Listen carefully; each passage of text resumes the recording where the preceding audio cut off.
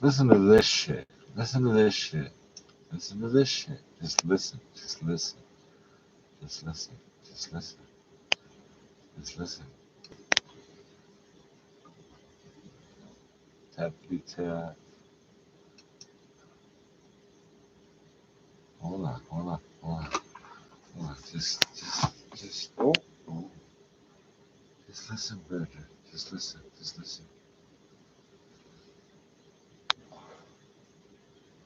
This is from March 21st. It already has 600,000 views. It's from the CBC. It's in the public interest. It's titled Canada Should Be on Lockdown. This is from a week ago, 21st of March. Just listen to this. Just listen. Just listen. 6 minutes, 6.5 minutes of your time. That's like 385 seconds or so. I want to bring in Dr. Michael Warner. He's the Medical Director of Critical Care at Michael Garron Hospital, and he joins us from Toronto. First off, I really appreciate your time. I know how busy you and all the frontline workers are, and we want to thank you for that. I want to start by getting your reaction to the Prime Minister's announcement this morning that he supports ramping up production of medical supplies. What do you think of that? So I think that's an important announcement by the Prime Minister. There are a number of things that we need in the hospital to care for patients. So we do need ventilators, we need general medical supplies, but most importantly, we need personal protective that the doctors, nurses, respiratory therapists, and other workers wear when they're treating patients with COVID-19, and in particular the end I wear when I put a breathing tube in someone's lungs. Without that equipment, we can't provide care to patients. So it's encouraging to hear that production will be ramped up. Hopefully we can get distribution done quickly. So are you saying right now there's a lack of this equipment? I can say that there's a foreseeable lack of this equipment. What I mean by that is at current use rates, based on what we're expecting to happen, we will definitively run out of personal protective equipment. Do you know when that could potentially happen? I think it varies by hospital because there isn't an equal distribution of personal protective equipment had an inventory. It also depends on how many patients they get with COVID-19. But I can say that we will definitely run out of personal protective equipment based on current inventory levels. We heard earlier from Saskatchewan Premier Scott Moe, and what he's saying, he's putting in mandatory rules now, saying bars have to close, casinos have to close, restaurants have to close, no gatherings larger than a certain number of people, and it's mandatory that there can be fines if these rules are not abided by. Do you think this needs to happen right across the country? This needs to happen coast to coast to coast immediately. To me, that's what true leadership is, anticipating what's going to happen and making difficult decisions to protect Canadians. COVID-19 does not stop at borders between provinces, which is why this needs to be done nationally. We will get there eventually. There will be a national lockdown. I foresee that. I think there's going to be a lockdown in North America, to be honest. And if we do it sooner, the long-term pain will be less. Every day that passes where we don't do this, where people continue to not abide by social distancing because the guidelines are completely unclear among jurisdictions, is more opportunity for COVID-19 to spread among people. So I'm encouraged by what's happened in Saskatchewan, and I hope that other provinces and the federal government will fall in check. Do you think the Prime Minister needs to make this decision now or days ago? Yes. No, I think the Prime Minister has a lot of things to weigh, including the economic and social implications of decisions that he makes. If I focused exclusively on healthcare, which is my area, then absolutely, this decision was best to be made earlier. But there are a lot of things to consider. But social distancing, mandatory social distancing, clear guidelines on what that means. No opportunities for people to gather in groups of, say, less than 50, because that doesn't make sense to me. That's what we needed a while ago to reduce the spread of COVID-19. I don't think it's too late to institute those rules, but time is running out. What happens if that doesn't occur? So what we want to avoid is a situation like Italy or New York City or San Francisco or Seattle, where we're seeing exponential spread of COVID-19. It's a concept similar to compound interest, where patients infect more patients. But if that happens, then we'll have a deluge of patients coming to hospitals in Canada all at the same time. There's no system on earth that can handle that. And what we've seen in Italy is that with all those patients coming at once, not only are patients with COVID-19 not getting treatment, the patients who come in with other illnesses, overdoses, trauma, people requiring emergency procedures, we may not get them either. So the punch someone in the face and get an infection in your knuckle, you can lose your fucking hand. Is actually horrific when you think about it. What do you see this looking like in a month, maybe 2 months from now? GSP said that. Well, we're planning for all scenarios. So I don't punch crackheads. In healthcare, we definitely plan for the worst case scenario. We hope for the best, but we plan for the worst. And that's what I'd like to see from the government. I think we need to overreact, if that's what people think we're doing. We need to plan for the worst in every way. We need to make sure that we have enough supplies, enough ventilators, enough beds, enough nurses, enough doctors. And we need to make difficult economic and social decisions today that in retrospect may seem completely obvious that they should have been made earlier. So I'm concerned. I am concerned. What would be the worst case scenario? I think the worst case scenario, for me personally, as a physician, is to be in a position where I have a patient in front of me who I can't help, who I'd normally be able to help or save today. I think that's an experience that Canadians and Canadian physicians and nurses and other healthcare practitioners have never had to face. I'm concerned for my own family. I'm concerned for my friends. COVID-19 will touch everybody. There will come a point in this outbreak where everyone will know somebody who has COVID-19. And, I hope that people are listening and watching and listening to me when I say that social distancing is the most important thing you can do today to reduce the risk of you and anyone you care about, even people you don't even know, from getting COVID-19. It's the only tool that you have, and it has to be taken seriously. And I'm calling on the government to make it clear to Canadians what social distancing means.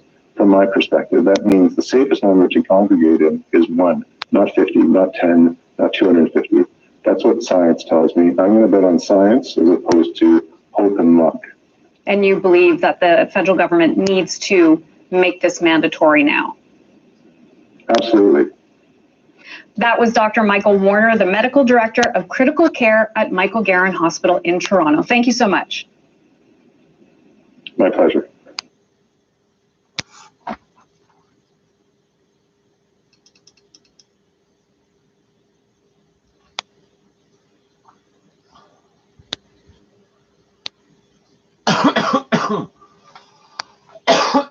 Oh, shit.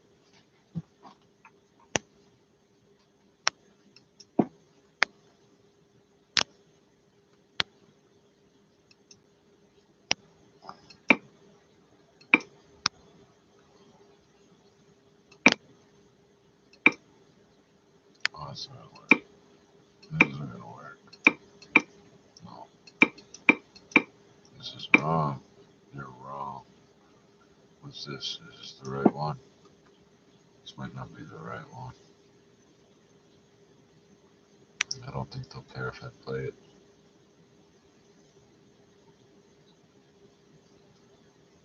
It is so quiet. That window is open. I don't usually leave it open because there's so much traffic.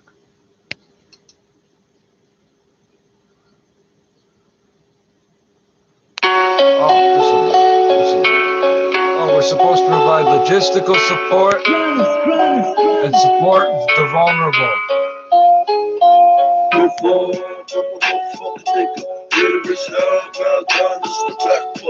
Tatted on my face, it's banging all around. So bow down with the real niggas in your town, Yo, fuck on my nigga. Where the bitch hell, bow down, it's the backbone. Tatted on my face, it's banging all around. So bow down with the real niggas in your town, I didn't read the whole letter yet. That's in the headline. It takes you. Some situations can make you or break you. But fuck that shit, I'm a nigga for life. The day I got patched up, real niggas for life. And not show black, I see little. Sometimes rise, sometimes for these hard times I live little. Dark places, guttering, placed up. Nigga makes me think chasing everything. Black flags is empty, but it's okay, I'm still here. Vegas, Grand Hook, NFL, we throw it up. We young niggas rising up. Patch members, show fuck my black cars with sting stones. Through the storm and through the war. Niggas for life, niggas support. See them up, we kill them all. Take this patch, rolling up. Don't fuck the hotel. Representing everything. Bow down the town, wait. In your town, loud and proud. They used to add lots of salt to canned food, and then they reduced it. And then drink lots of fluids, so I crave salt. What the fuck I eat? Canadian military on notice to provide logistic support, help vulnerable populations in wake of COVID-19. Canadian military on war footing in case of COVID-19 crisis call. It's coming. BPAT is what you see, and what you see is what you get, and what you get is chin check. When you come around that way, you gon' feel the full effect of a crazy ass nigga run my blade, crush your neck, angel shit real quick. I hold it down for the bitch. This black crown, motherfucker, we be up for this bitch. Yeah, you see us on the hustle, we be trying to get rich. This fist gang to the death, know that I never switch. I'm 18, nigga, never taking the light. Fucking War must think they footing, might, war but footing, none war of them footing. wanna fight. Canadian troops in Ukraine to return home. Fucking ass will be dying. See your mama, she crying, or she kiss you goodbye, and I stay real, nigga. I live and die for the black, I live and die for the back. I'm spitting rhymes to the facts. Now I think you get the message, so there might be a rap. This paper chasing nigga makes this nigga life where it's at. No front, no fucking nigga. Little bitch, down, just the black club. Touch it on my face, spanking all around. Bow down, little niggas in the town, Oh, fucking nigga. Little bitch, down, just the black club. Touch it on my face, spanking all around. Bow down, little niggas in the town, We the black, so be careful what you say to us. Repercussions is a must if you fuck with us. Got some foul niggas, killers waiting for the club. It's that real black blood here to kill you. I don't know what comes next. Let's read some of this shit.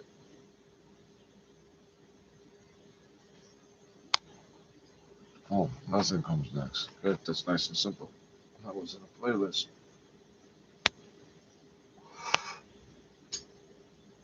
Oh, fuck, is the JavaScript on? It fucks everything up, doesn't it?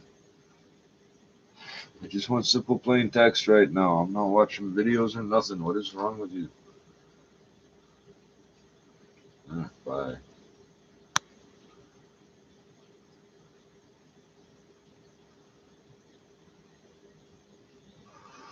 Oh, and in Canada, this is legal. See, I don't know where I fall. My birth certificate says Canada. The treaty says that doesn't matter. So, where do I stand? Let's read the article. Maybe you'll understand. Okay. So in Canada, this is legal. I'm not technically on duty with the Canadian Forces, right? So,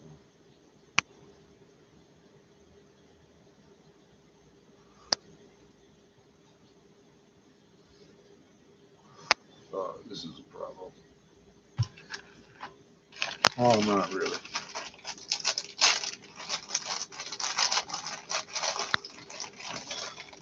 I might never see that old lady again. Not to say something bad will happen to her, but like,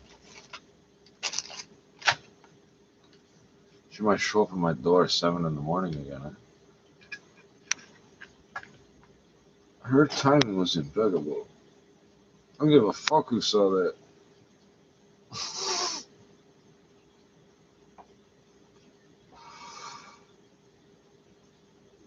Defense chief puts Canadian military on COVID-19 war footing.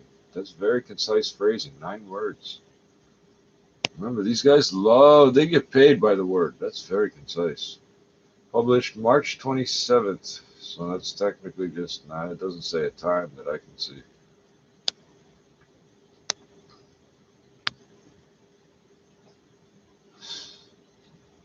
The Canadian Forces, is being put on a war footing as it prepares to be thrown into the COVID-19 crisis.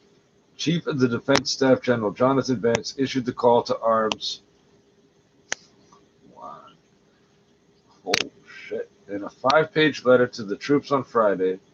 Yeah, I never finished my sentence. They're trained on the C7, of course, and they have 1911s. I've been told 9mm and 45, so I don't know which one is. I don't know.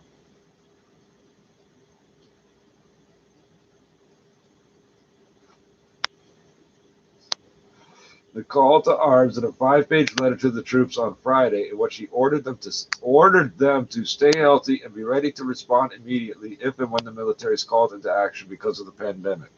You can't be getting sick or you'll be going to the fucking brig, eh? Oh, they can do that to me. If I make these claims, they can lock me down. I can face military tribunals and all that. Oh, yes, I can. Watch. They can literally drag my ass over the border and put me in a U.S. military jail if they really wanted to.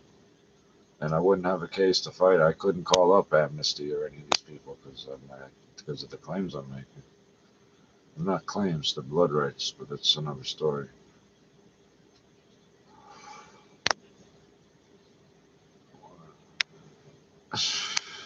Alright, just for continuity.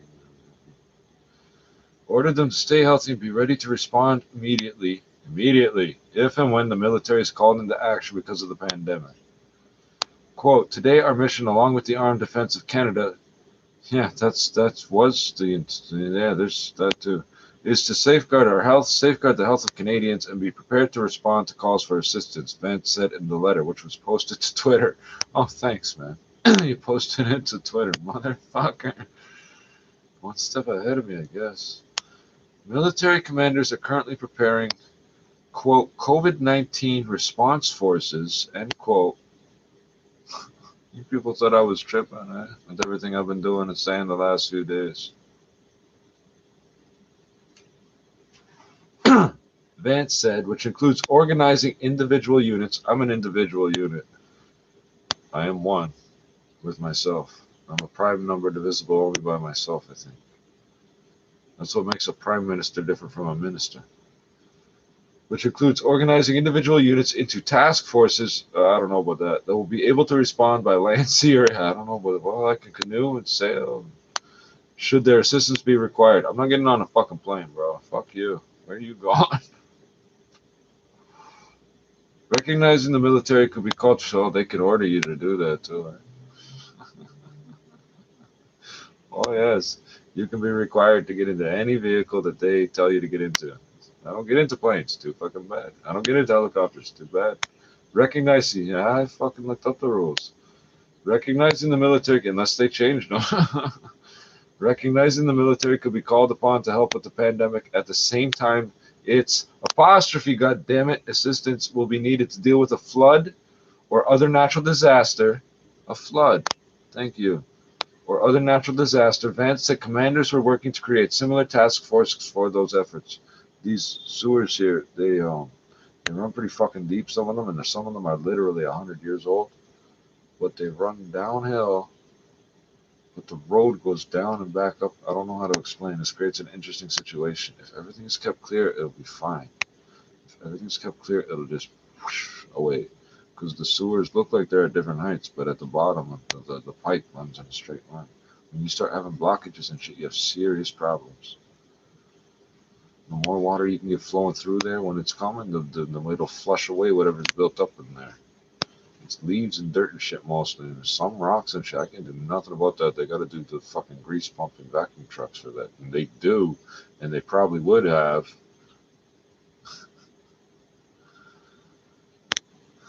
If they thought this was coming. A flood or other natural disaster. Yes, it's blood. To protect the health of the force and presumably to ensure enough troops are available, operations overseas will be scaled back. Yeah, so I'm not overstepping nothing.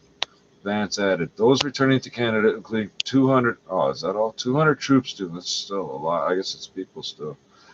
200 troops due back from Ukraine next month will report for duty after 14 days in quarantine. So, that's not till April 14th. We got 200 guys coming 17 days from now. 17 days. I should have titled the video 17 days. I didn't read the article first.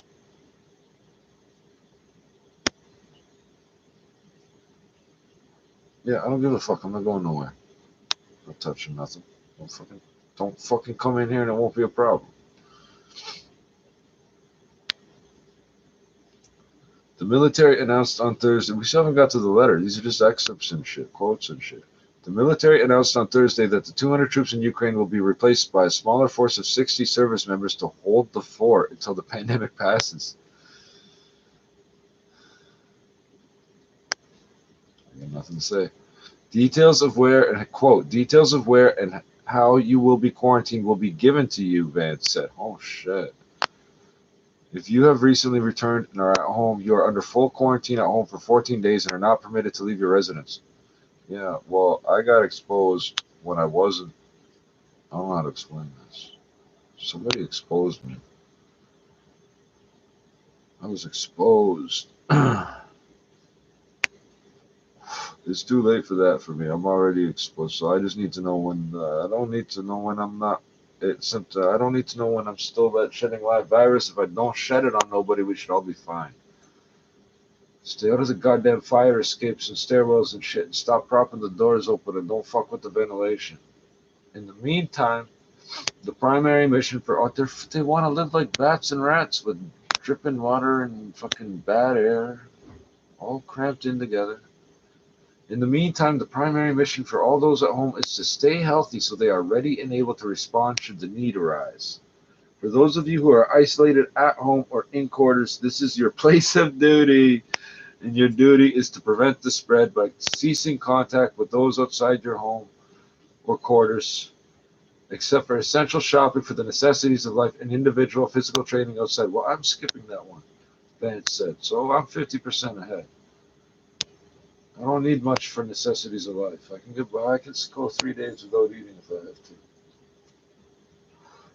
But apparently I'm getting coffee and croissants, cheese croissants, and Hershey bars. You know how much I could trade a Hershey? You know how many cigarettes I could get for a Hershey bar? I don't need your cigarettes. Get out of here.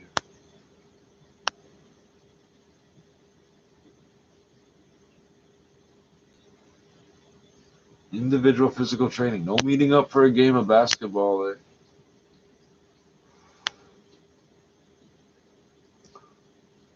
Oh. Fuck. Jeez, this guy's been reading my fucking mind. Quote, for those who must report for I don't fucking look to guidance for any, but from any, I don't get much guidance, so I don't look for orders from nobody, overseers, nothing.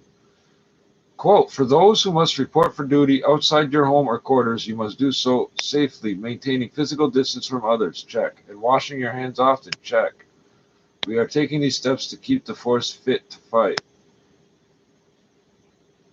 The garbage area is very dirty, and there's a lot of fucked up people between the place the garbage is coming from and where it's going. So, and make sure they don't fucking rush these people when they're leaving. These fucking pigeon head fucking crackheads. Like fucking out of their mind fucking crackheads. And they're picking butts off the ground and they're coughing and shit. Get the fuck out of here.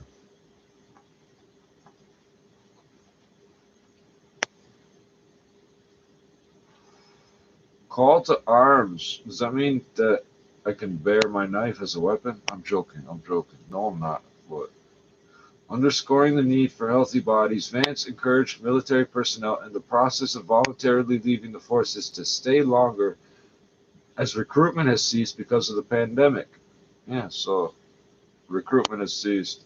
Those who still want to leave will face delays, he warned. That's how this government works. Union of Socialist Canadian Provinces. Oh, you can leave, motherfucker. You can leave. Blood in, blood out, motherfucker.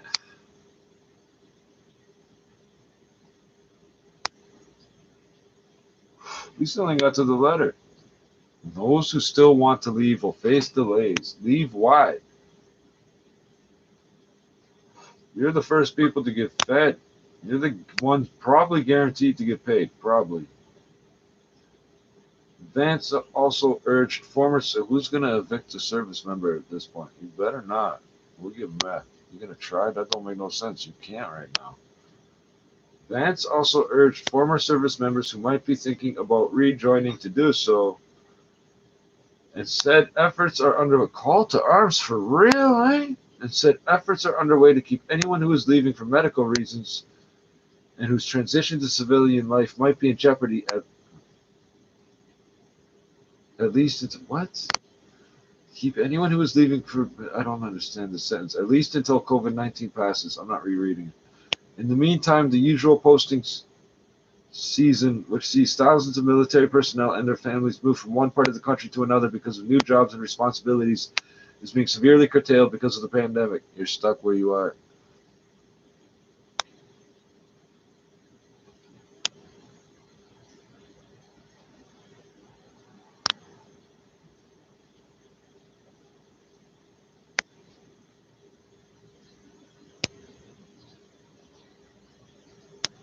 Got a bunch of these fucking things open.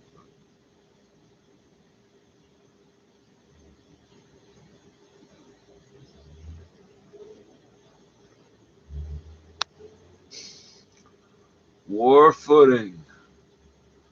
There's no fucking around with that language. Oh, there. Communication security establishment. We'll get to you later. I know you're there. I don't give a fuck. Defense Department Canada. Okay, that worked. Canadian Armed Forces. Oh, and we also need the notwithstanding clause. Hold on, I'll type that in. You think I'm joking? It's probably already been invoked.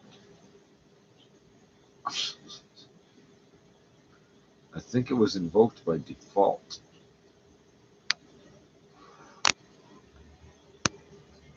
Canada. How do you spell it, sir? Notwithstanding.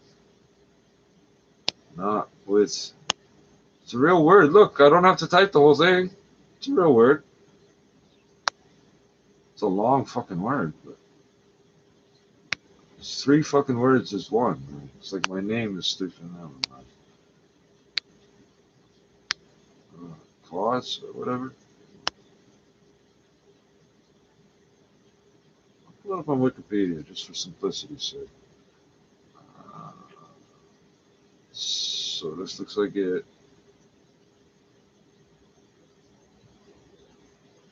Section 33 of the Canadian Charter of Rights and Freedoms, commonly known as the Notwithstanding Clause. Okay, 3,000 words. Fuck you. We'll get through about 200 words. Oh, I got your attention with the military war footing, and I've got 7 tabs open with that. Hold on, we didn't get to the letter yet. I want to read the letter because there might be something very specific in there that they might not be telling us in the fucking Globe and Mail and 680 News and shit. Section 30, remember, Wikipedia, anybody can re-edit this later, so if it's wrong, it'll get fixed again, right? So, Section 10, and it'll explain it better than I can. Section 33 of the Canadian Charter of Rights and Freedoms. Did my voice just crack on rights and freedoms, man? Damn, I'm so touched. I'm touched by the virus. Is this why y'all motherfuckers were writing 33 on the fucking walls? I knew that was you. It's always you. Jesus Christ. Motherfuckers, when I need something painted, I'm going to leave it somewhere. And put a sign that says, don't paint this, motherfuckers. Section 33 of the Canadian Charter of Rights and Freedoms is part of the Constitution of Canada. The Canadian Charter of Rights and Freedoms is the Constitution of Canada, same thing. It is commonly known as the Notwithstanding Clause, or La Disposition Dérogatoire in French, en français, in French, yeah, or as the override power, and it allows Parliament, that's not good, man, or provincial legislatures to temporarily override certain portions of the Charter. I need some water. You heard that, override. Override?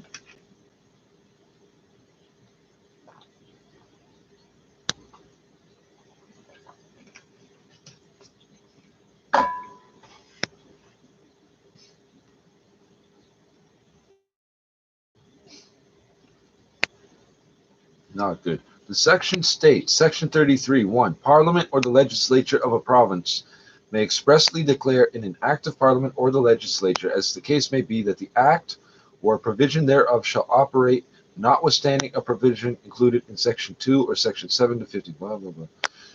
2, an act, I'm going to read parts, how far down do we have to go to get to the good shit? I'm not quoting the whole fucking clause. Hold on, I need to get to the good part. Okay, here we go. Function. By the way, American police officers can enter Canada to arrest people. That's on the Canadian government website. That's not a spoof story. People, People tried saying spoof story, canada.gc.ca, whatever the fuck the website was. It was a government domain. It's not a domain you can buy or easily hijack. Yeah, maybe you could hack it, but there's a lot of people going to try and stop you.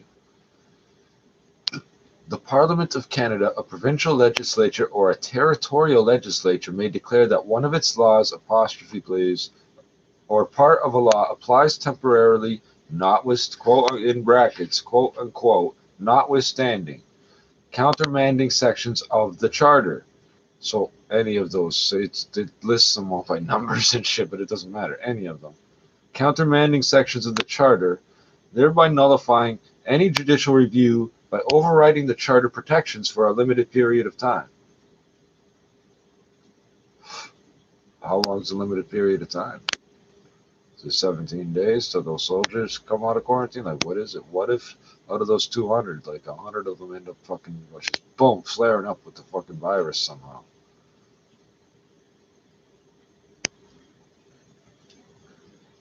This is done by including a section in the law clearly specifying which rights have been overridden.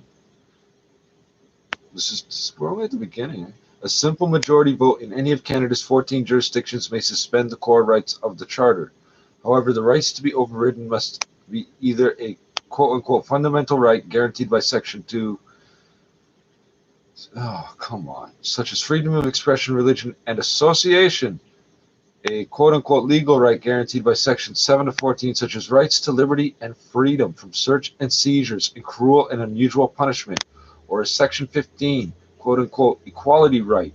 Other rights such as Section 6 mobility rights, democratic rights, and language rights are inviolable. Oh, that's not true. Mobility rights. Public health, the Quarantine Act limits your mobility. So don't worry what your right says on that piece of paper. We already have a law that doesn't fucking cite the Notwithstanding Act and all this shit. In place, the Quarantine Act. It's right there, right? It's right fucking there. They already did that. I thought that was a law already in existence. I don't know if they just passed that or what. You get ordered by public health officials. You're under quarantine. Nobody comes through into your house. Nobody that lives there can be there type shit. You're not going nowhere. Because it also says in the Charter that your rights cannot violate other people's rights and all this other shit. So I can speak whatever language I want. You can't stop that. Democratic rights, I don't know what that means. Can I join a political party? I don't think that matters right now. We'll pull up Section 6 in a second, see what's inviolable. So everything but Section 6 is open. Like, such a declaration lapses after 5 years or a lesser time specified in the clause. 5 years, brethren. Although the legislature may reenact the clause any number of times. Welcome to the Union of Socialist Canadian Provinces. U.S. Army, military, police, please stay in your house and you will be fine. Nothing to see here, nothing to see here. The playground is closed today. The playground is closed today.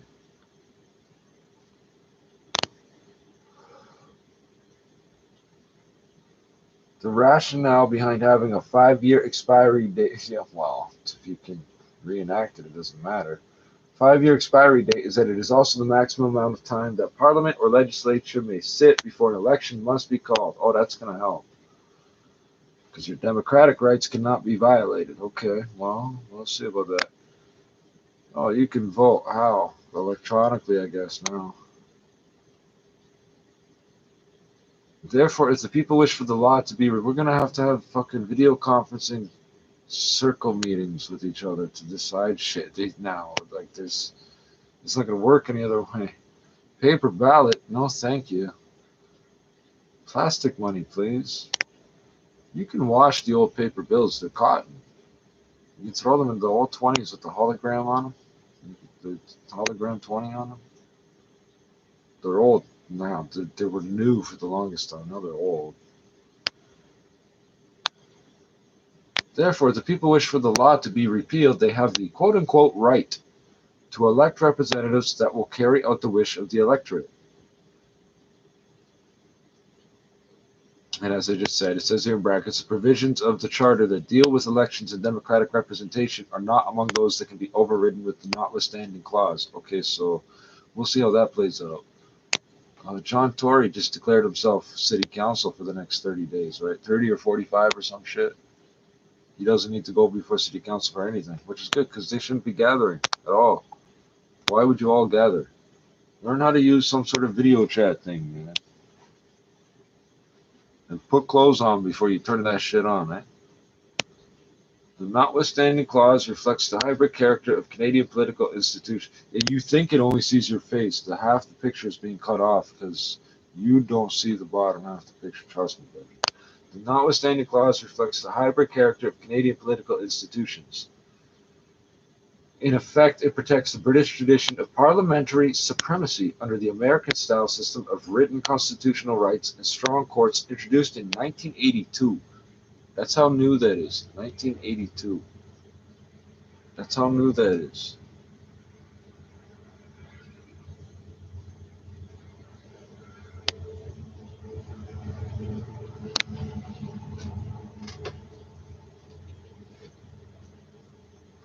Keep the groceries moving. Former Prime Minister John Chrétien, who also introduced the fucking white paper, Trudeau white paper, how to get rid of the Indians, the Indian problem. Never mind. Former Prime Minister John Chrétien, the Shawinigan handshake, also described it as a tool that could guard against a Supreme Court ruling legalizing hate speech and child pornography as freedom of expression. Well, that was an interesting thing for you to say.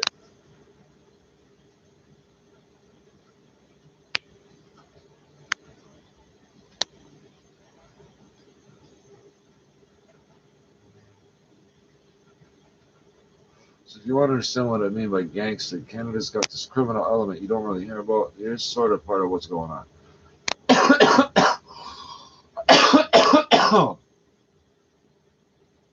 This ain't Britain. This ain't New Britain or New London. I know we got all the same fucking names of streets. Just we're the kings on Regent and King and all that shit. The idea for the clause was proposed by we'll just read it all, by Peter Lougheed, as suggested by Merv Leach.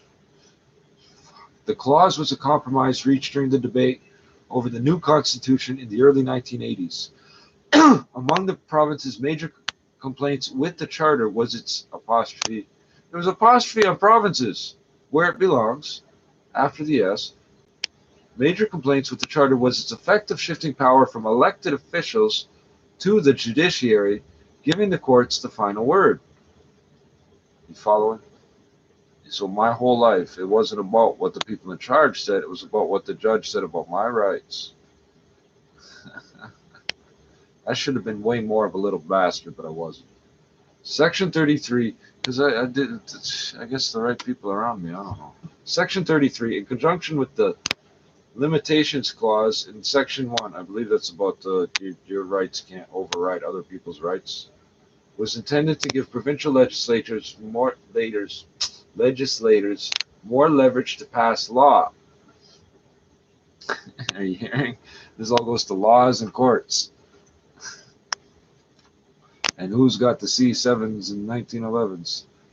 Prime Minister Pierre Trudeau at first strongly objected to the clause, but eventually consented to its apostrophe inclusion under pressure from the provincial premiers. Yeah, I'm sure he was forced.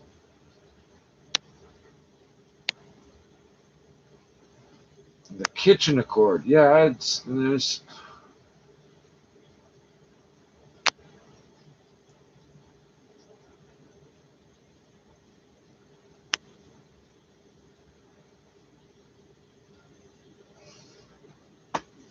This is how this country's really governed. This is not schizophrenic shit.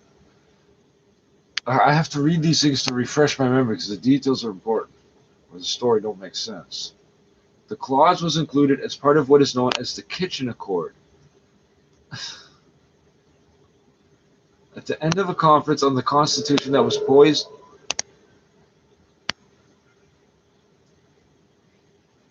to end in deadlock. John Chrétien, the federal justice minister, as well as Roy McMurtry and Roy Romanow, both provincial ministers, met in a kitchen in the Government Conference Centre, Union of Socialist Canadian Provinces. Government Conference Centre. That's close enough, eh? In Ottawa. You must go to Ottawa now with us. Put on suit. Do not breathe on me. And sowed the seeds for a deal. This compromise ultimately caused two major changes to the Constitution package. This is going to be like food stores, okay? Not stores where you buy food. Stores of food, okay? Like one bad apple ruins the bunch. It's the ethylene that comes off of the rotting fruit. It makes the rest of it go rotten. If you get wrongfully picked up as being sick, and then you're put with all the sick people, they're going to be like, oh, well, you're sick now anyway, effectively, and you will be quarantined.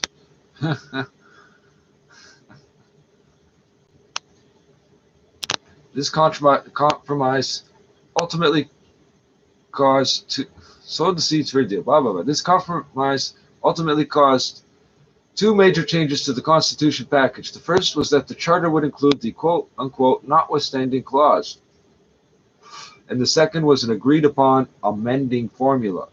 They then worked through the night with consultations from different premiers and agreement from almost everybody. Okay, well. However, they notably excluded René Lévesque, the Premier of Quebec, let me guess, because they're Quebec, in the negotiations. At any rate, he refused to agree to the deal, and ultimately the Quebec government declined to endorse the constitutional amendment. So those of you in Quebec don't even recognize the government of Canada. That's why I got that $2 coin. Quebec City, 1608, 2008, 400 years. Yeah, predates Canada, motherfucker. Oh, yeah. These people identify as being from Quebec or Montreal, not Canada. Well, Canada's there too, but it's like getting new clothes or something.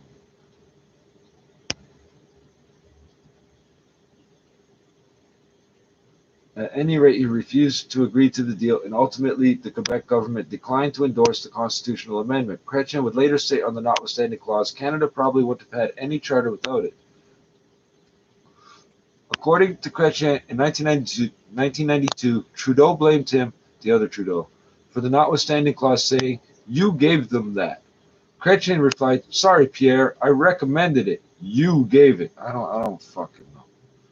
During the January 9, 2006 party leaders debate for the 2006 federal election, Prime Minister Paul Martin unexpectedly pledged that his Liberal government, if returned, would support a constitutional amendment to prevent the federal government from invoking Section 33, and challenged Conservative leader Stephen Harper to agree. This is. Remember all these years? Think back in your head what life was like in the streets on those years. What was happening in the courts and shit. Are you putting the pieces together now? This sparked a debate as to how the notwithstanding clause can be amended. Some argued that the amending formula required the federal government to gain the approval of at least 7 provinces with at least half the national population, the standard, in brackets, the standard procedure. I don't know where that's a standard procedure for anything. Others argue that that's not a standard procedure for our elections, technically. Others argue that since the proposal would only limit the federal parliament's powers, Parliament could make the change alone. Okay, so we still haven't agreed on that yet, okay? That was 2006. Usages of the override. 2 provinces have used the power of override. Really? Saskatchewan, they don't talk about it. Saskatchewan used it to force provincial employees to work and to allow the government to pay for non-Catholics to attend a Catholic school. And Quebec used it to allow, yeah, shit. In Quebec, just think of the ramifications and go 3 levels deep, 3 more steps from that, what that could mean. What that could mean. Non-Catholics to attend a Catholic school, and Quebec used it to allow the government to restrict language of signage. Neither of the usages were renewed, and they each therefore expired after 5 years. That's called a test run.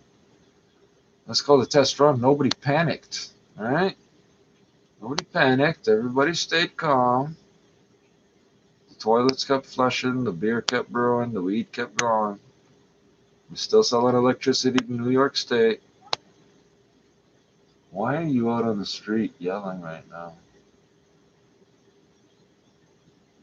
Both Saskatchewan and Quebec have introduced new legislation that invokes the override and may still come into effect as of October 2019. Well, I think we're going to see that happen, something like that. 3 jurisdictions, Yukon, Alberta, and Ontario, Ontario, have introduced bills that invoke. So Ontario's 15 million people, so they said something about how many percent. It doesn't matter. It's a lot of people in the fucking province of Ontario to account for. If there's 35 or whatever million people in Canada, it's almost half. It's pretty close to half, and it's pretty close. If you're thinking of elections, our elections are first past the post, so whoever gets the most wins. This is Ontario, so fuck you. We're gonna do what we want. Oh yeah, our license plates cannot be read in daylight or at night. Oh yeah, this is bad. This is bad. Our police cars are like that too. You can't see. You think I'm joking? 3 jurisdictions, Yukon, Alberta, and Ontario, have introduced bills that invoke the override but never came into effect for various reasons. Other provinces and territories and the federal government have not used it. Well, they never talked about it.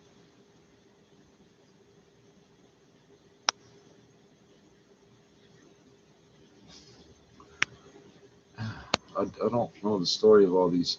Yukon, year introduced 1982, period in effect, not applicable. Statute enacting notwithstanding clause, Land Planning and Development Act.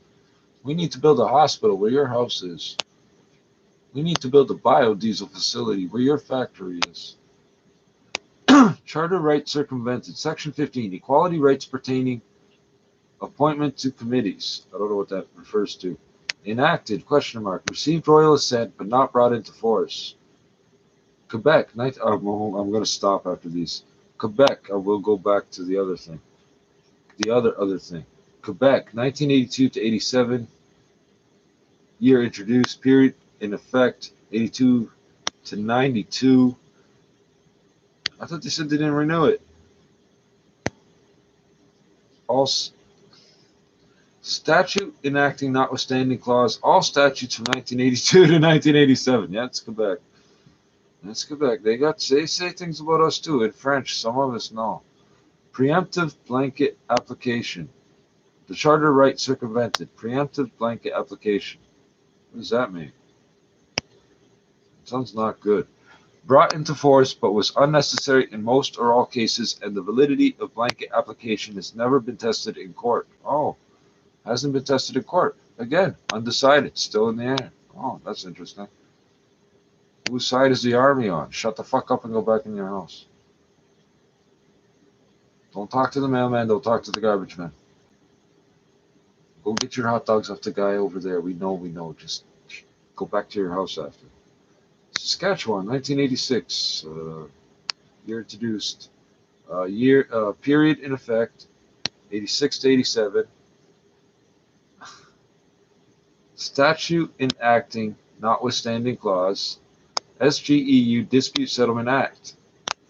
Charter rights circumvented. Section 2D, freedom of association pertaining to unions. That's interesting. And it says enacted ? Brought into force, although later found to be unnecessary by the Supreme Court. Unnecessary, what does that mean? Found to be unnecessary. Not the Supreme Court did something that made it unnecessary. How many?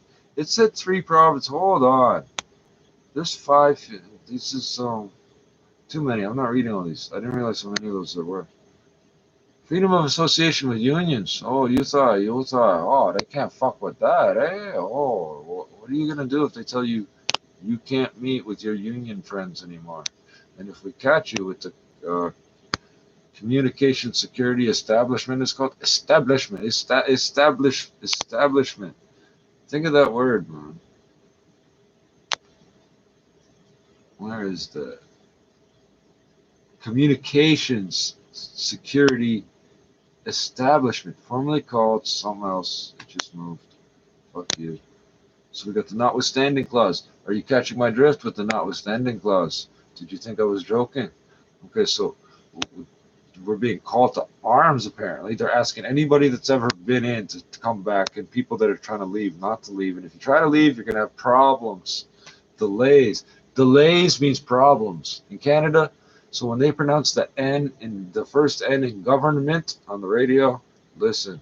And if they say it's going to rain an inch, prepare for like a foot, for like a week. Well, it might rain on Saturday. It might rain till next Saturday, Fucking call to arms. Okay, so I'm drifting. I'm gonna roll another joint. This is a lot to take in. This is the shit that runs around in my head, and I read Stephen King too, man. Holy fuck. Did he ever do a book or something called Total Shutdown, Total Lockdown? He should. I'm craving salt, It may seem ridiculous. It's not because I'm sick. I've always craved salt. They used to put lots of it in canned goods. And I've always eaten canned goods. That was too much, but I'm gonna swallow like a little tiny bit of that. It's saline solution. It's good to stick in my arms, but not to swallow. I'm not gonna stick it in my arms. I'm not gonna stick it in my arms.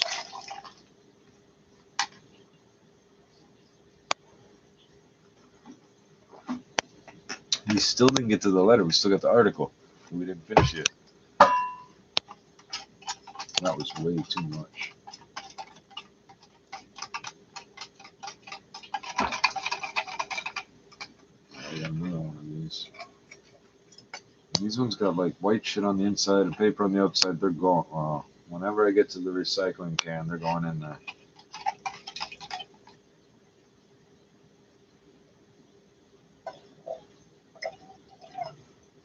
No, I wasn't gonna even try to fucking take a sip of that, man. People are crazy.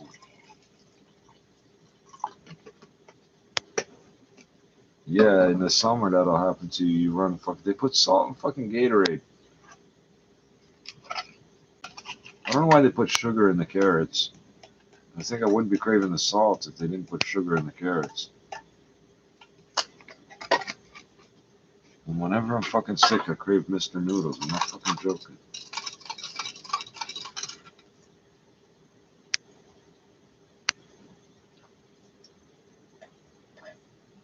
Mmm.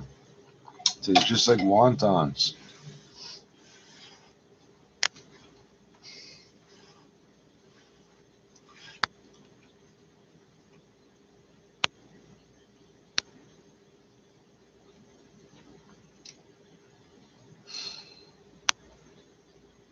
Section 33.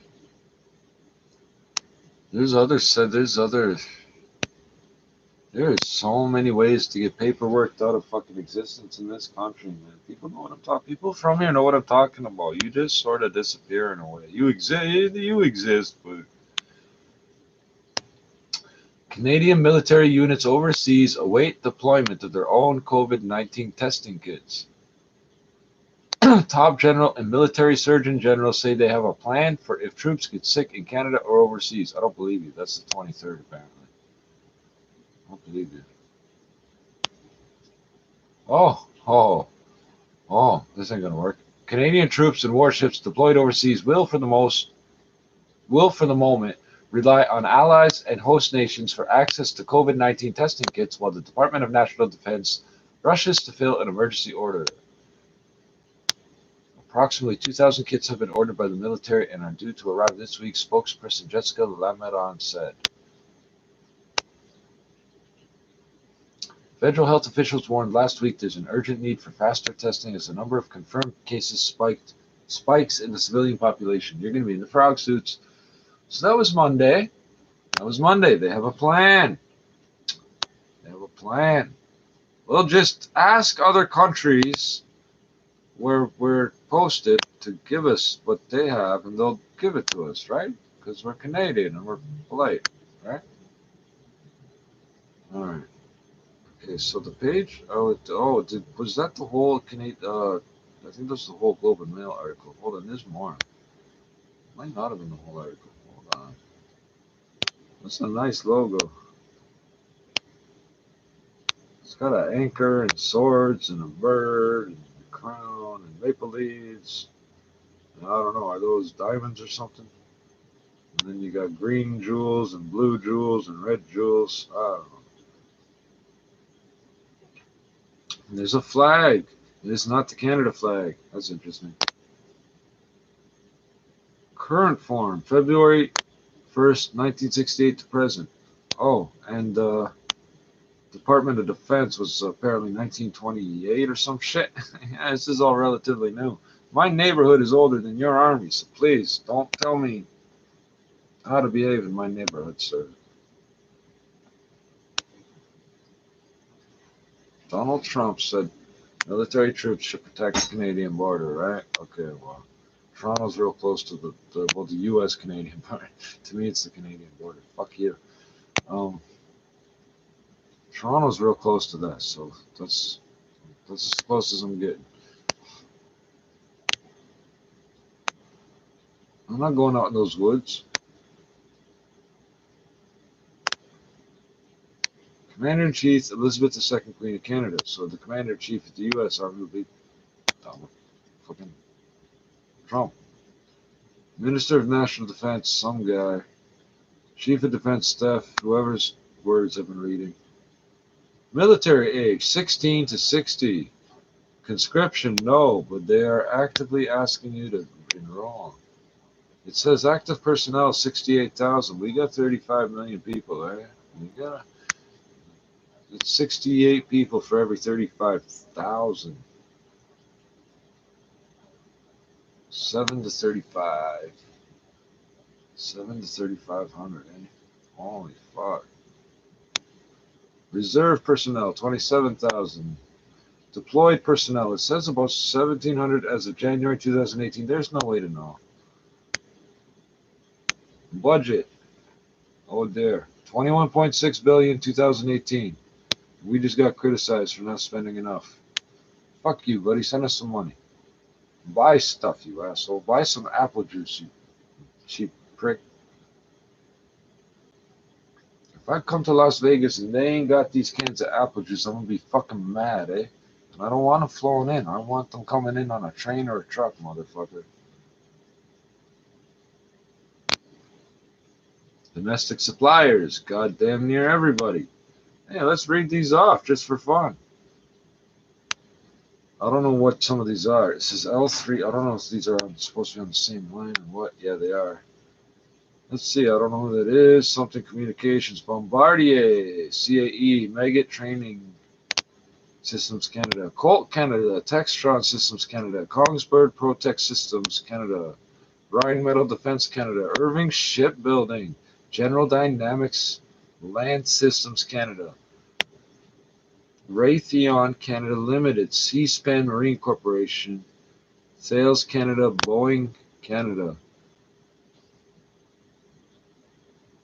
So there's a lot of people supplying shit that ain't necessarily worried about cash showing up right off the bat. Eh? They know they'll get it. They know if they don't supply it, they're going to get paid. So that's the catch to being in the arms profession or the arms supply business or any of that shit. You better hope your guys win, or they're not going to pay you for what they used to win.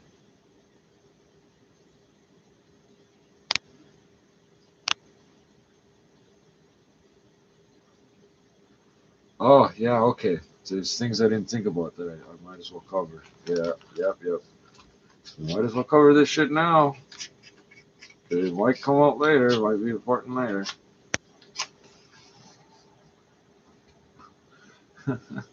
This is designed from the bottom up to have like levels of backups and fail-safes. They're all gonna get blown, bro. They've openly admitted that. Basically. Okay, so this unit, Canadian Forces, Canadian Armed Forces, whatever. Canadian Forces. This unified, it's what other forces but the armed forces, motherfucker? Natural forces, right? Political forces, the corporate forces. This unified institution consists of sea, land, and air elements referred to as the Royal Canadian Navy, RCN, Canadian Army, with no Royal on it, Royal Canadian Air Force, RCAF. Yeah, they keep saying they're going to change it to Royal Canadian Army, and I don't think the guys like the sound of that for some reason. And I think they're just saying, "Yeah, we'll do it later." I think that's what's literally happening. You can order these guys to do so much, and then you have freedom of language, right? We're not going to use that word. I don't know why.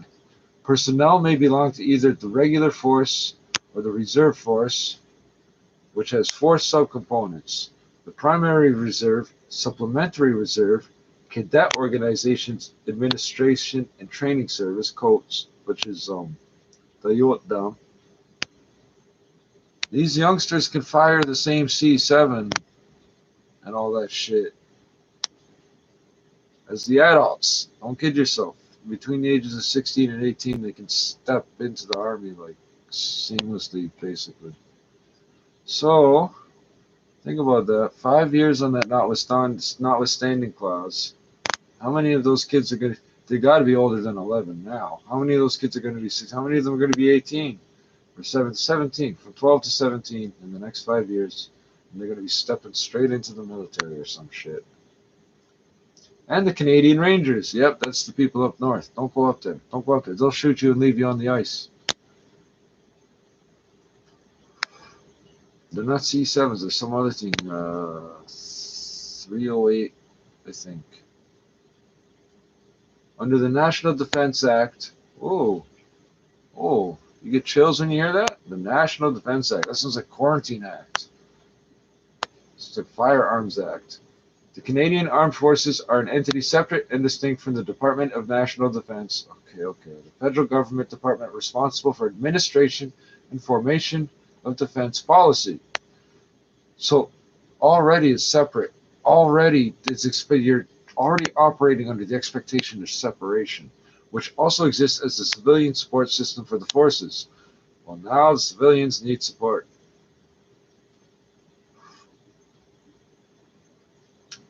It says current end strength is authorized at 126,500. That's not enough, including 71,500 regular force members, 30,000 reserve force members. That's a nice round number, and 25,000 civilian employees. Another nice round number. Civilian employees. There's problems that potentially, not problems, liabilities and things. Because these people could get sick. The number of filled positions is lower than the authorized strength. Really? So they're ready to enroll. As I was saying the other day, the brigade groups are set up in such a way they can enroll shitloads of people at once and ship them off. But they're not shipping you off nowhere. You're staying home. There's a thing called bioterrorism. People are doing it. Hate groups are doing it. The FBI warned about it. I don't know if I need to go over that or if you guys heard that already. The Commander-in-Chief of the Canadian Armed Forces is the reigning Canadian monarch, which, if you follow all the links, will tell you equals to the British royal family, whatever. Queen Elizabeth II, who is represented by the Governor-General of Canada. Remember, nobody's going nowhere now except maybe the Army. The Canadian Armed Forces are led by the Chief of the Defence Staff, who is advised and assisted by the Armed Forces Council. Or maybe you're going places now, but you won't be for long, eh? They told you, fly home now while you still can.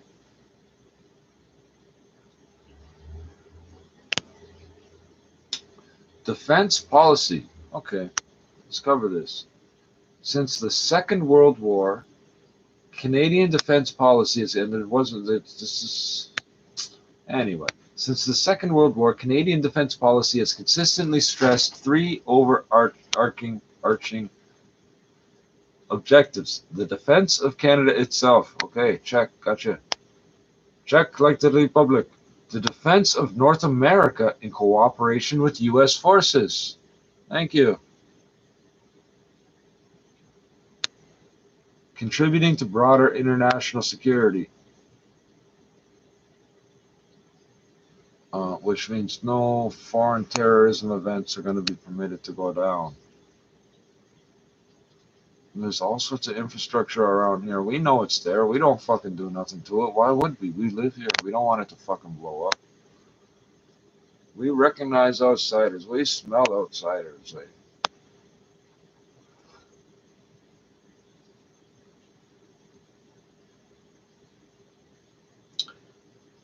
during the Cold War. Oh, Gorbachev. Hey, what? During the Cold War, a principal focus of Canadian defense policy was contributing to the security of Europe in the face of the Soviet military threat. Toward that end, Canadian ground and air forces were based in Europe from the early 1950s until the early 1990s. We're in Ukraine right now, motherfucker, 2020. We're bringing home 200 and sending out 60. I don't know why. Why don't you just bring home 140? Like, are these like the top echelon guys you're bringing back? Biohazard experts, or like can they like break an egg in the air with their elbow and then break your jaw with the other elbow and then hit the frying pan just right to catch the egg or some shit? Can they do that? Don't test these guys. The Russians got Systema. Like, I don't know what the Canadians got except Molson's, but and Max Ice. So, and this is important because this is when I say we're reckoning it's not just a treaty with the U.S. Oh, Canada's right there, so they sort of go along with it. We're referred to as allies going all the way back to the Norse. They sing songs about us. Not Indians in general, the Mi'kmaq, the Wabanaki. They know us. They know who we are. We're known, and we're recognized as a military ally by, I'll just say, Europe. You're all one fucking union now, or not? I don't fucking know. Hey, are you gonna do Brexit this year? Did Brexit happen? Are you still accepting euros for like crack or something? Like, can I buy weed with a euro note and a pound note together? I have 10 euros and 10 pounds. Can I get a 20? Give me half good and half shitty. I don't care. Just let me.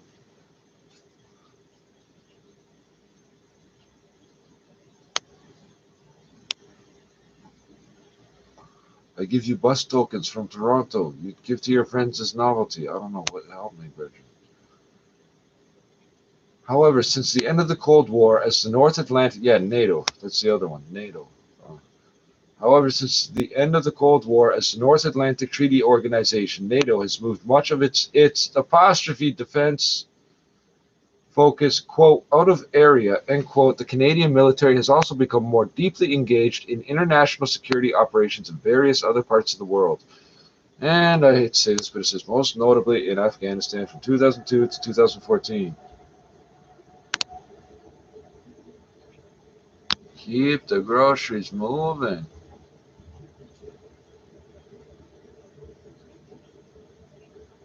That is beautiful. Don't fuck with them trains. Them real motherfuckers better not get out, because we'll find them. Just to make a point to the rest of you motherfuckers, you're not doing it.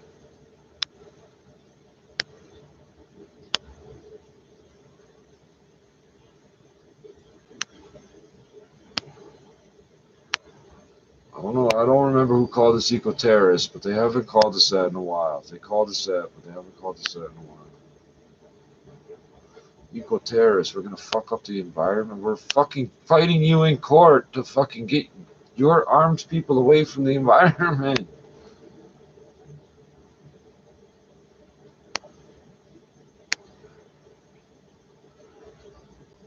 Yeah, this is where things fall apart. This is where it falls apart. It sort of stays. It's gobbledygook, man. The basis for current Canadian defense capability objectives were set in the Canada First defense strategy. Yes, okay, but that's what a pretty PowerPoint presentation is what it is. Oh god damn it. Introduced by the former Harper government in 2008 and updated through the Liberal government's 2017 defense strategy. Strong, secure, and engaged. SSE. Oh. The SSE pledged greater funding to support the Canadian military, particularly in relation to the National Shipbuilding Procurement Strategy. in its in its primary tasks related to the defense of Canada, the defense of North America, and contributing to global security. Yes, but Donald Trump criticized Canada for not spending the contribution agreed to NATO. You see where everything, I feel like I'm held by Velcro to these rubber room walls, being pulled in different directions. I'm stuck in the library, that library on the border, because I don't have my library card. And they won't let me pay my fines with what I have. And I can't leave. The exit's on the other side, and I would be like committing a crime if I didn't return the book. And to return the book, I gotta pay it. No, it's bad, brethren. So it was to increase numbers to a certain thing, which it doesn't mention here. In addition to its apostrophe core missions,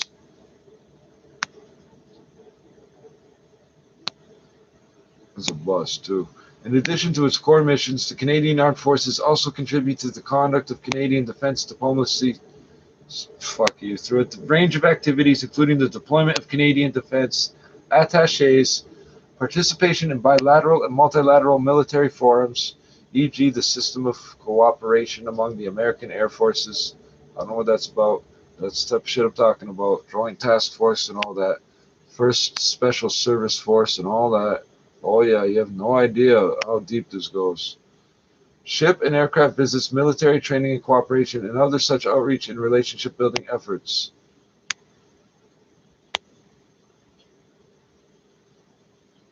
So this is where things sort of, military expenditures. The Constitution of Canada gives the federal government exclusive responsibility for national defense, and expenditures are thus outlined in the federal budget. Yeah, that's a problem. For the 2016-17 irrelevant fiscal year, the amount allocated for defense spending was Canadian 18.6 billion. Said more for more recent years. The federal government, cocksuckers, now factors in military-related spending from departments such as Veterans Affairs, Public Works, and the Treasury Board when calculating quote-unquote defense spending. It is believed that this move was made in order to improve Canada's defense-related NATO reporting metrics. Yes.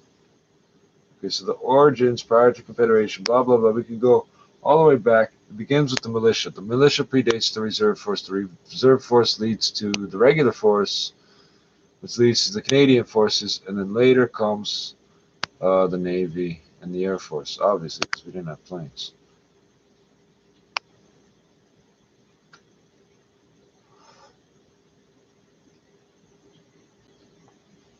I'm stuck in Toronto, dog. I got everything I need.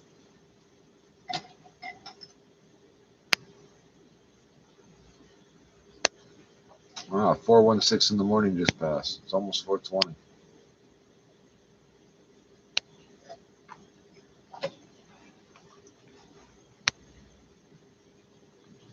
List of engagements, shitloads.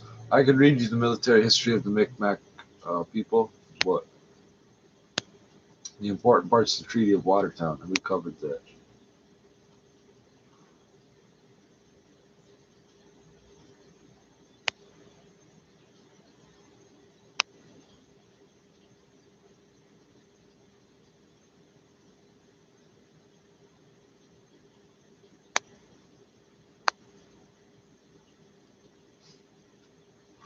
Since 1947, Canadian military units have participated in more than 200 operations worldwide and completed 72 international operations. What do you mean completed? Hold on.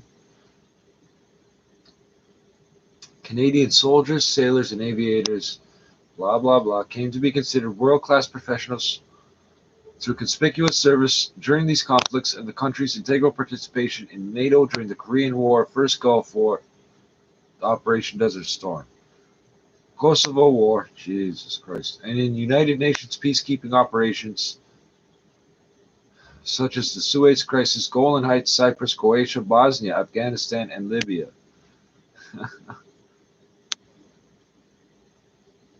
Canada maintained an aircraft carrier from 1957 to 1970 during the Cold War, which never saw combat but participated in patrols during the Cuban Missile Crisis. There wasn't going to be no combat. That was not about like a shooting back and forth thing. That was not what that was going to be about.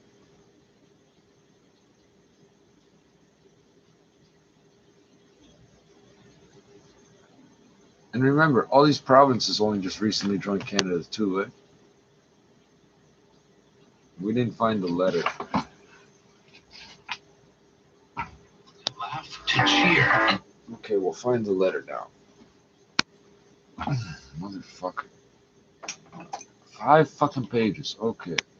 All of that, we're down to 5 pages. What is in these 5 pages? Why has it not been emailed to everybody? 17 days, 5 pages. These sound like fucking bad movies, man. These sound like bad movies. During World War II, every Canadian Forces soldier was issued 4 cigarettes per meal kit. Interesting.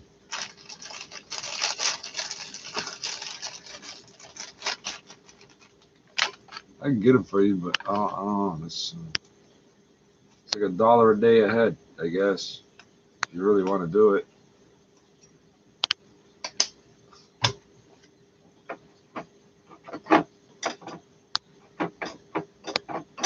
Motherfucker, I know that's still burning. I just need to grab it.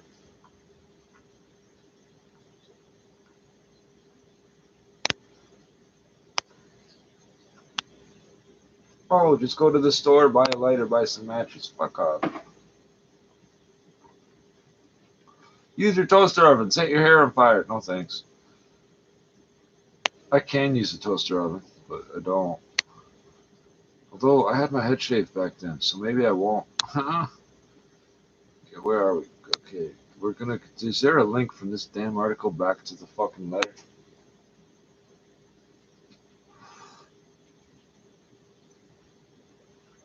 So today's article. Okay, where were we?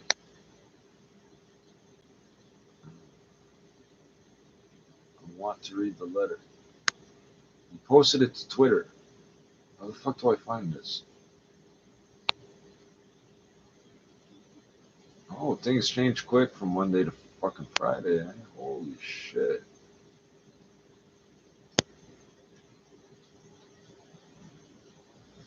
Google, you didn't find me what I wanted. How about Jonathan Fant's letter?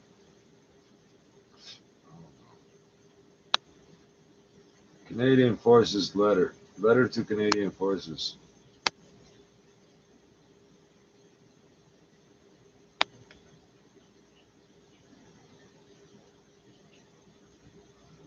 Canadian Forces letter is F. Right to the troops. No, you've misunderstood me. You've misunderstood me horribly, Google.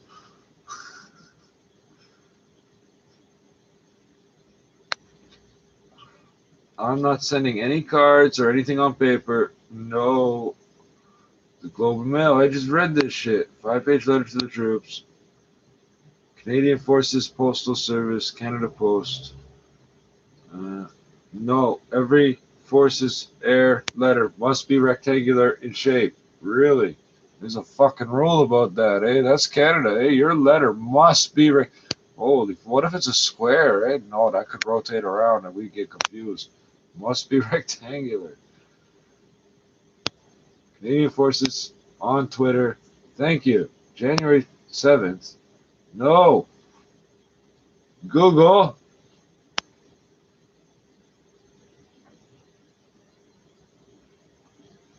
I'm not sending Christmas cards last year, Google. You could totally erase that from your fucking search suggestions. How to send Christmas cards to Canadian soldiers 2019. It's in there twice. 2018. How to send Christmas cards to Canadian soldiers 2000. You're not responding correctly. News. She wrote letter to Canadian Forces. Alberta CAF members.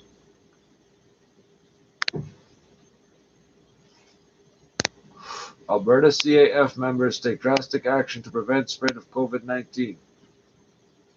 With 65,000 regular force members, more than 2,000 of whom are currently deployed on 20 missions, the Canadian Forces is taking unprecedented measures, quote unquote, to help prevent the spread of COVID-19 while maintaining essential operations and their ability to respond as needed.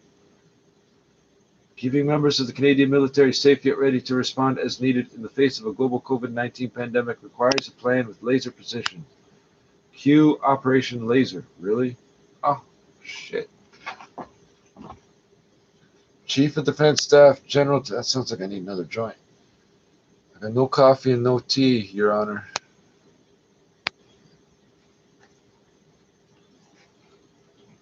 I'm not buying it off the bastard upstairs either. No, I could get a tea or a coffee. Yeah, fuck you, but no, fuck off.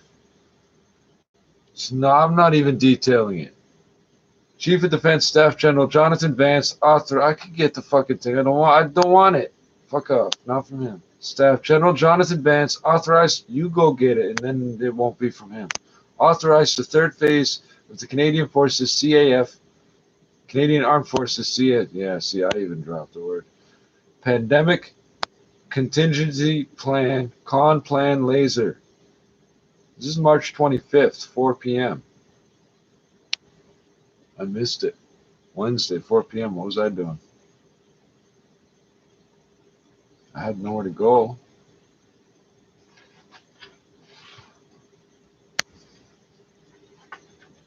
The U.S. military recognizes sickle cell too, right? The U.S. military recognizes sickle cell. Maybe one of these days I cross the border and get some health care. If I get arrested, I go to the Toronto South and get some health care. Sounds like a win-win situation. Later, not today. Con Plan Laser. No shit. Quote, the CAF does not see any greater threat to ourselves or Canadians than what has been described by health authorities. End quote. Vance wrote in a letter addressed to, quote, the best sailors, soldiers, aviators, and special forces operators in the world, end quote, on March 13th, describing a global coronavirus pandemic that, as of Wednesday, had infected more than 300, well, we're beyond that, 372,000 people, causing over 16,200 deaths worldwide. Quote, however, Vance continued, we have a unique and existential obligation to Canada to continue operations, to be ready for known operations and contingencies, and for any unknown challenges we could face. Backed up sewers. The local coffee shop getting contaminated.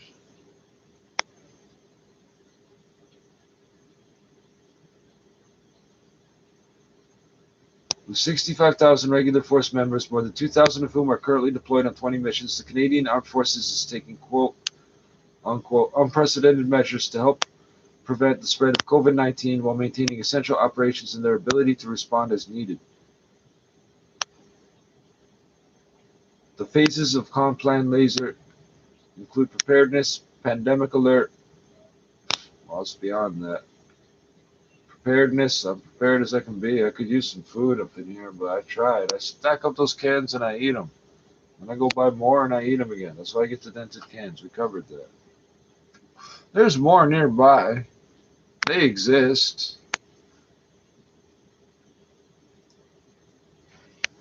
They won't rot, and they won't go bad in any way. They won't get radioactive. And if you shoot at them, you really only put holes in each one that you hit. So I think a case. I've seen a skid of that holiday lunch meat. There's 2,500 on a skid. Holy shit! I think it'll stop some bullets. It's meat and metal. I think it'll stop bullets for a little while. It's like 4 feet thick. I think it'll work. I'll be standing behind that shit, eating with my knife. Yeah, I don't need a can opener. I need a knife.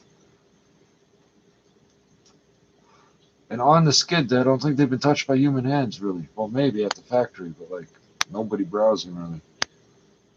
Response and post-pandemic restoration. Those are the phases. The phases of Complan Laser include preparedness, pandemic alert, response, and post-pandemic restoration. We're at the response level. Response phase. Post-pandemic restoration. We're trying to keep it business as usual. In an effort to maintain, quote, effectiveness and readiness, end quote. Once the third phase was authorized, oh shit. Military members were banned from international travel and limited to ground travel within 250 kilometers of their workplace or home. Well, I wasn't going nowhere already, eh? Third phase, response. Quote, generally travel is constrained for CAF members when risks are elevated in order to safeguard them, to preserve operational capabilities. It means don't walk out the fucking door, eh? It don't mean don't get on a plane to China. It means don't go out your house if you don't have to.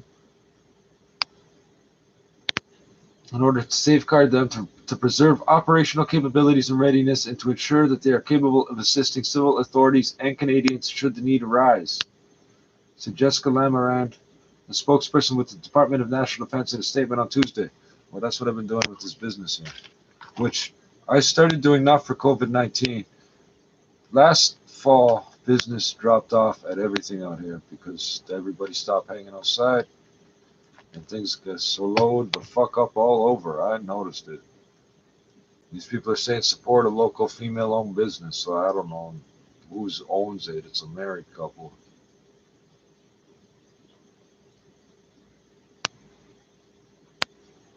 I don't see no employees anymore. And they're not open 6 a.m. to 10 p.m. They're open 7 a.m. to 6 p.m. It's not 16 hours, it's 13 hours.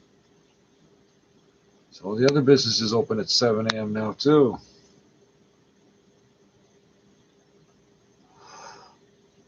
These people try and rush her. I don't give a fuck what they tried to fucking rob her the other fucking day with blood. Fuck you. Fuck you. What day was that? Was that after this was called? I didn't know this was called. I made the decisions that I've been making based on what's going on around me. Who am I gonna call and say, hey, what should I do? Drag the bitch out the store and send her on her way. I didn't fucking hurt her. I fucking just moved her along. She ran straight to the payphone and dialed 911. I thought, perfect, they can arrest her. I don't know what happened to her. I haven't seen her since. She's standing there bleeding, trying to fucking rob a store. I don't. Worse, contaminate the goddamn store. You could fucking ruin a pot of coffee that way, eh? Jesus Christ, don't do that. Should the need arise, said Jessica Lamarand, a spokesperson with the Department of National Defense, in a statement on Tuesday. Tuesday? Fuck, how am I not hearing these things? Because I'm only listening to the news, eh?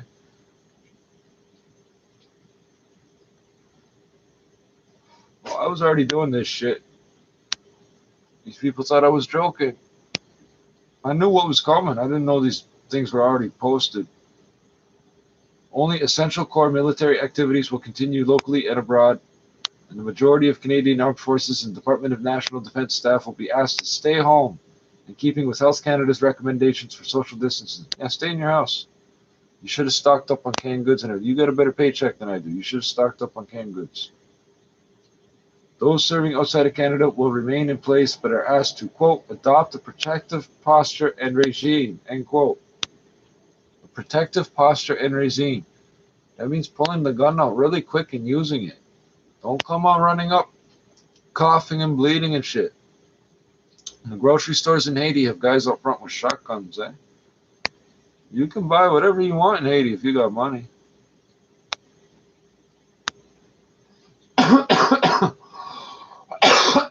Oh, shit.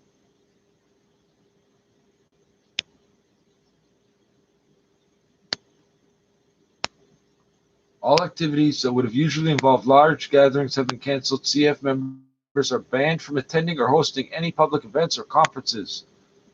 No parties, eh? And there will be no visitors allowed on units or at headquarters or bases. Well, I consider this a military base. No visitors. Go away. This is my individual unit. It is one with me. I am one. I fit inside it like the nesting dolls, like the Russians. Watch for the Russians. They're sneaky that way. This includes canceling Maple Resolve. That's interesting. That's big. An annual international training exercise that was supposed to take place in CFB Wainwright in May that would have involved 5,000 personnel. That means 5,000 personnel were ready to go overseas, and now they're just itching for something to do. CAF, oh, and they were going to go, so it's showing off to your buddies, eh? Like, whatever country's troops are there, that's like shooting competitions and shit. Who can do the best and all that type of shit. But it's all about getting better. The whole point is to get better.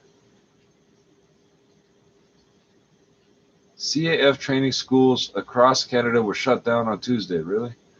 Staff and students are being sent home where possible, but those who live in who cannot return home will be confined to those bases with a small staff of instructors, cooks, and medical personnel.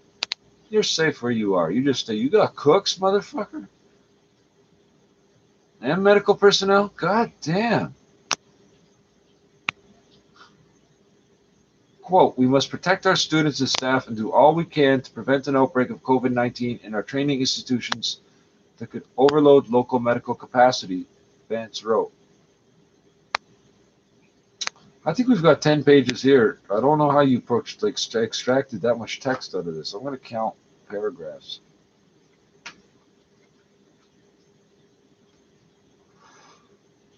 Fuck overloading the local medical capacity. You could take out the people we need in those training institutions. That would be bad.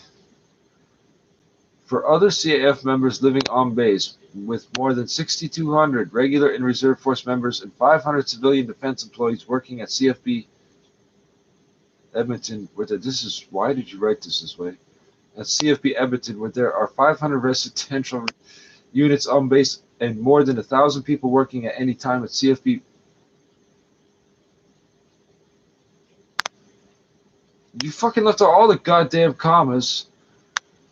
At CFB Wainwright, where nearly 400 people live on base, the CAF is following Health Canada guidelines for social distancing and good hand hygiene. There are, I think, 3 missing commas there. And this is all in hyphens.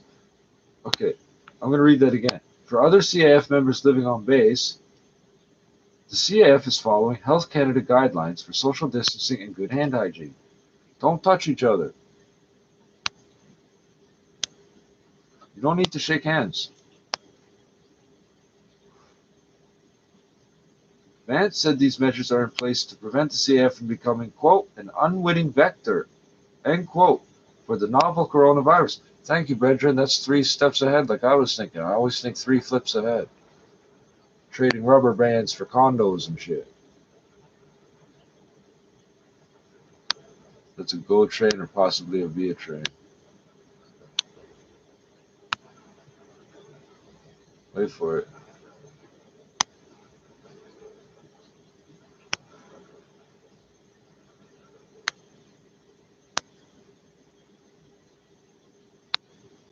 I didn't hear the engine. An unwitting vector. Yes, I was thinking of that. Get the military out here might spread more shit up, right? Depends on what you do. You got to stay low key.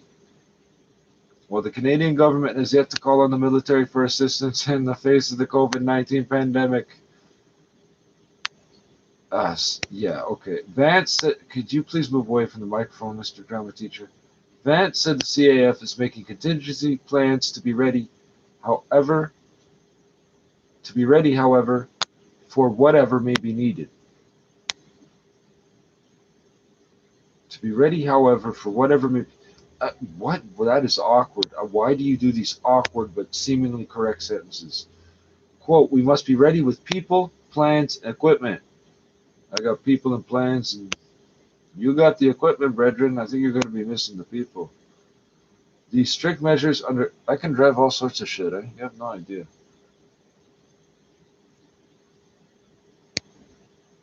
A Canadian Forces member serving out their duties is also exempt from the driver's licensing laws here. Sorry, Mr. Ford, I'm not paying those fines this month.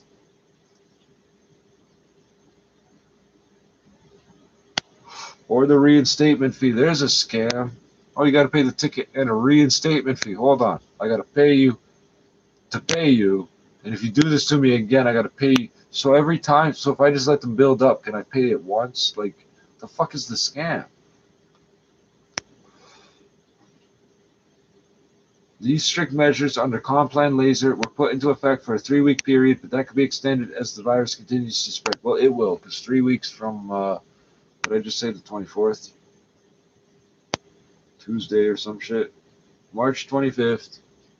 Wednesday, March 25th, I guess. 4 p.m. 4 p.m. They always put this shit out as late as possible. On a Wednesday, too. Oh, shit. I'm not tired, I'm anemic.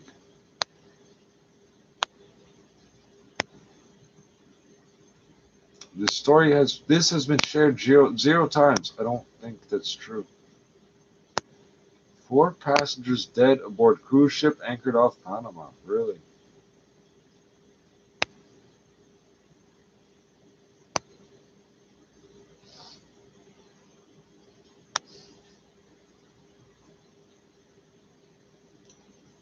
Wow.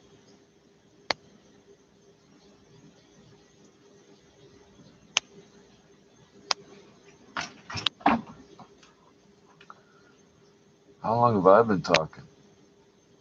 Oh, it seems like longer.